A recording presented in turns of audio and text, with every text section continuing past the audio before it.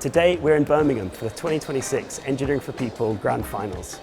Over the past year, more than 11,000 students have taken part, and today the top 36 teams from the UK and Ireland are here to share their ideas.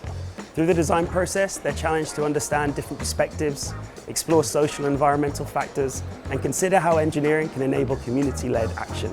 We have this opportunity to immerse students in a real-world context, which happens this year to be in Ladywood, which is part of Birmingham, and we're doing it with our community partner Civic Square.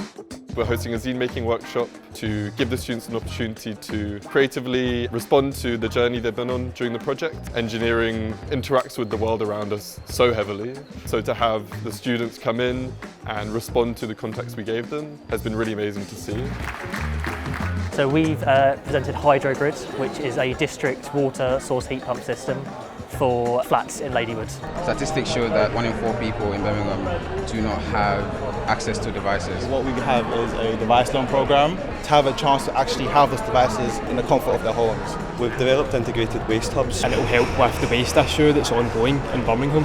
We've designed a moss air filter which uses natural live moss to filter out the air. We developed these platforms that can be placed on the canal because we want to give more space to the community and kind of build more parks where people can communicate and talk to each other and just gather. Our neighbourhoods are full of so much possibility, of hope and vision, but at the same time we do have to grapple with the change that's needed, and I think it's amazing all of the work that goes into making these days possible, including Trimble and many others who've come together to make today happen. It's been amazing today to see all of the student teams from picking up the brief and saying what is this, what do we do, to the journey and the development they've gone through to come here today. The projects that have really stood out for me are the ones that have really delved into the metrics around community and environment and the social context in which that project's going to come to life in. It's been such an honour for us to look at so many incredible ideas and possibilities. I hope your design challenges have shown you that you truly can make change out there.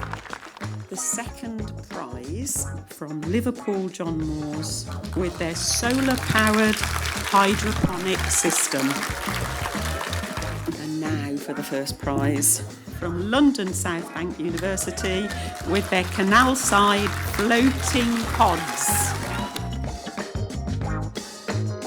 Feels amazing. The fact that we made it here was the achievement already itself, so exactly. That's what mattered. Today is just one moment in a much bigger story.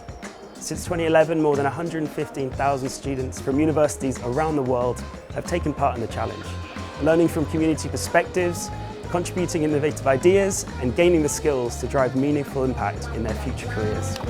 As the world continues to evolve so quickly, engineering education must do more than teach technical knowledge. We need people who can think critically, collaborate effectively, and develop creative responses to complex challenges. And that's exactly what we're celebrating today.